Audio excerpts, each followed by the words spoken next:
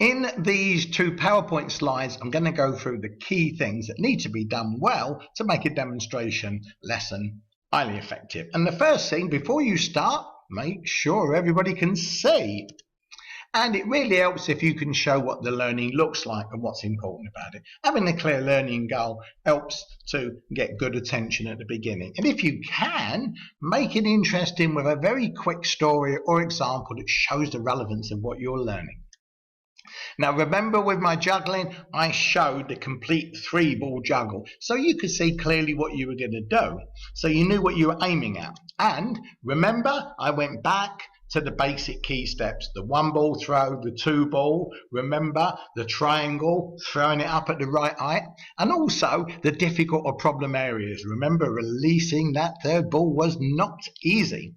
And finally, in this slide, provide a short, quick, clear verbal description of those key stages, preferably from the learner's point of view. Don't talk too much, because it will actually distract them from the visual demonstration. Let's move to slide 2. Look and listen. These are key things when doing the demonstration, because what it may be, the case that some students are moving quicker than others, so you've got to really look at what's going on and do check by asking the students, but you want to get your pace just right so pretty much everybody is with you, and be prepared to adjust it accordingly. As you go along, perhaps provide a little bit of encouragement to say, right, we're nearly there now, or this is perhaps the more difficult one, so we just have to pay a little bit more attention, a bit more persistence, and we'll all get there. So good encouraging words, but don't overdo this.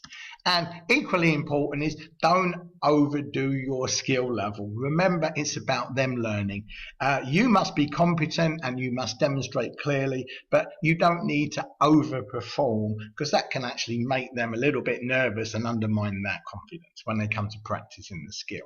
And the last bit, when you finish, this is really important, check that the students have actually learnt what they're going to do, because this is a great opportunity for them to recap back to you, right, this is where we start, this is what we do here, this is an important point. Because then you can identify gaps in their knowledge, if they exist, and fill those gaps, at the same time reinforce the key learning. And what this means is that when you actually do the supervised practice, you'll probably have less problems, because if you can get students doing the task right from the beginning, clearly with the right procedures, it makes everything a lot easier.